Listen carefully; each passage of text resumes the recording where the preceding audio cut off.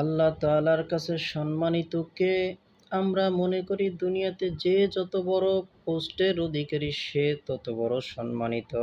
কিন্তু আল্লাহ তাআলা ফরমান, ইন্না আকরামাকুম ইনদাল্লাহি আতকাকুম। আমি মাওলার দরবারে সম্মানিত ওই ব্যক্তি যার মধ্যে তাকওয়া বেশি, পরহেজগারি বেশি। সূরা হুজরাত আয়াত নাম্বার 13। একজন মানুষ সম্মানিত হতে হতে যদি দেশের প্রেসিডেন্টও হয় আর তার মধ্যে তাকওয়া না থাকে, তবে আল্লাহ তাআলা ফরমান, উলাইকা হুম শাররুল বারিয়া।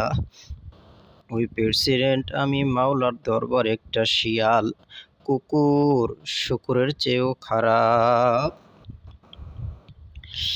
আরে এ যে আবু জাহেলের নাম শুনেন, আবু জাহেলের আসল নাম ছিল আবুল হেকাম, অর্থাৎ বুদ্ধির বাপ। সে বিরাট শিক্ষিত ছিল, বিরাট বুদ্ধিমান ছিল। সে যুদ্ধের ময়দানে সিএসি হতো, অর্থাৎ যুদ্ধ পরিচালনা করত। এত বড় পণ্ডিত হওয়া সত্ত্বেও আল্লাহ তাআলা এবং আল্লাহর রাসূল সাল্লাল্লাহু আলাইহি ওয়াসাল্লাম তার নাম রাখলেন মূর্খের বাপ। কেন? আল্লাহ ও রাসূল সাল্লাল্লাহু আলাইহি ওয়াসাল্লাম মূর্খের বাপ কেন রাখলেন? কারণ তার মধ্যে দ্বীনের বোঝ ছিল না, তাকওয়া ছিল না। হযরতে বেলাল, অপরদিকে হযরতে বেলাল হাবশা রাদিয়াল্লাহু তাআলা আনহু হাবশা দেশের লোক ছিলেন, কালো কুৎসিত ছিলেন, লেখাপড়া কিছুই জানতেন না, এমনকি দরখাস্ত পর্যন্ত দিতে পারতেন না। এক তোলা জমিরও মালিক ছিলেন না, একেবারে নিঃস্ব গরিব গোলামজাদা গোলাম ছিলেন। এ বেলাল হাবশী রাদিয়াল্লাহু তাআলা আনহু আল্লাহর হাবিবের মসজিদের মুয়াজ্জিন ছিলেন। তিনি শিন উচ্চারণ করতে পারতেন না।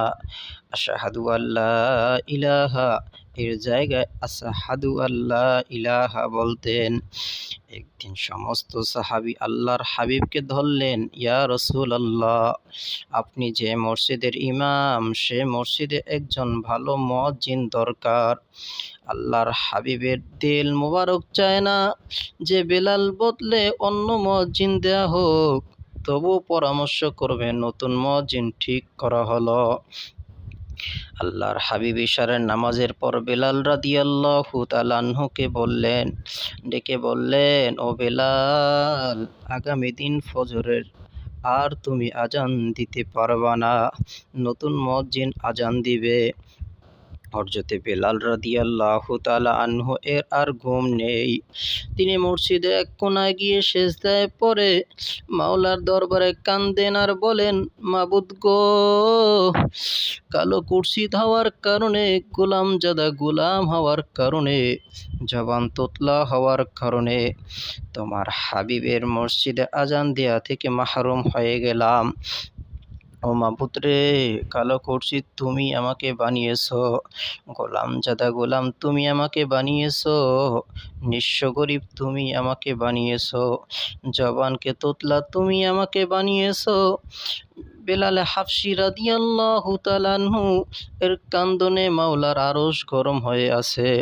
ফজরের নামাজ আদায় করবেন, কিন্তু ঘন্টার পর ঘন্টা যায়, পূর্ব আকাশ পরিষ্কার হয় না।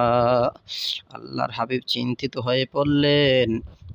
ইতিমধ্যে হযরতে জিবরাইল আলাইহিস সালাতু ওয়াস সালাম এসে আল্লাহর হাবিবের কাছে হাজির। জিবরাইল আলাইহিস সালাতু ওয়াস সালাম বললেন, ইয়া রাসূলুল্লাহ, আপনার মসজিদে আজকে কেন আজান হলো না? আল্লাহর হাবিব বললেন, ও ভাই জিবরাইল, কি বলো, আজান তো মসজিদে সুন্দর সুরে সুন্দর লাহানে আজান হয়েছে। জিবরাইল আলাইহিস সালাতু ওয়াস সালাম বললেন, ও আল্লাহর হাবিব, প্রত্যেক দিন আপনার মসজিদের আজান মাওলার আরশ থেকে শোনা যায়। এবং ফেরেশতারা সে আজানের জবাব দেন। আজ আপনার মসজিদের আজান মাওলার আরশে পৌঁছেনি, তাড়াতাড়ি বেলালকে ডেকে আজান দেয়ান, নচেৎ কিন্তু কিয়ামত পর্যন্ত দুনিয়াতে আর ফজর হবে না। আজান তো সে আজানই আছে, কিন্তু বেলালের সে বেলালি রূহ নেই। দুনিয়ার দিক দিয়ে বেলাল হাবশী রাদিয়াল্লাহু তাআলা আনহু এর কিছুই ছিল না, কিন্তু তিনি মাওলার দরবারে এত সম্মানিত কেন হলেন? তার মধ্যে তাকওয়া ছিল, দিনের বুঝ ছিল, মাওলার মহাব্বত ছিল, এজন্য তিনি মাওলার কাছে এত সম্মানী। আর আবু জাহেল দুনিয়ার দিক দিয়ে এত বড় পণ্ডিত, এত বড় বুদ্ধিমান হওয়া সত্ত্বেও আল্লাহ তাআলার কাছে জাহেল বা মূর্খ। আল্লাহ তাআলার কাছে আবু জাহেল কেন জাহেল বা মূর্খ? তাহার মধ্যে দিনের বুঝ ছিল না, ঈমান ছিল না। এখন নিজের বিচার নিজে করো। কিয়ামত পর্যন্ত যত মানুষ আবু জাহেল মার্কা হবে, অর্থাৎ দুনিয়াবি দিক দিয়ে বিরাট বৈজ্ঞানিক, ডাক্তার, ইঞ্জিনিয়ার হবে, কিন্তু দিনের বুঝ বা তাকওয়া থাকবে না, ওই মানুষগুলো মাওলার কাছে জাহেল বা মূর্খ। আল্লাহ তাআলা নিজে সূরা বাইনার ৬ নম্বর আয়াতে বলেন, উলাইকা হুম শাররুল বারিয়াহ।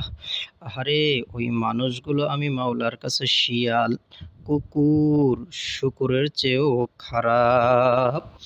দুনিয়াবি দিক দিয়ে যদি কিছুই না থাকে, একেবারে নিঃস্ব গরিব হও, আর তার মধ্যে দিনের বুঝ থাকে, তাকওয়া থাকে, মাওলার ভয় থাকে, মাওলার আযাবের ভয় থাকে এবং মাওলার মহব্বত থাকে, সে ব্যক্তি মাওলার কাছে বিরাট সম্মানী।